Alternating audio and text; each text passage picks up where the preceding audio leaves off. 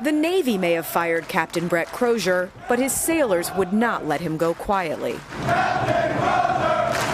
Chanting his name, sailors swarmed to say goodbye to Crozier, who sounded the alarm about a growing coronavirus outbreak on board the USS Theodore Roosevelt. Before departing, Crozier turned to wave farewell. Earlier this week, he begged Navy leaders to help the ship's crew in a letter first reported by the San Francisco Chronicle. "We are not at war," he wrote. "Sailors do not need to die." Acting Navy Secretary Thomas Modly says Crozier sent the letter to multiple people on an unclassified server rather than going directly to his leadership. To me, that demonstrated extremely poor judgment in the middle of a crisis.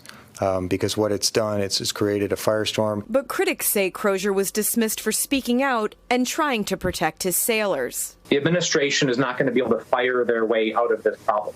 In a statement to NBC News, a group of sailors on board the aircraft carrier agreed, saying Secretary Modly has turned a military crisis operation into a political reprisal, adding that Captain Crozier has the full faith and confidence of this crew. In an interview today, Acting Secretary Modly called firing Crozier the hardest thing he's ever had to do. Hey, NBC News fans, thanks for checking out our YouTube channel. Subscribe by clicking on that button down here and click on any of the videos over here to watch the latest interviews, show highlights, and digital exclusives.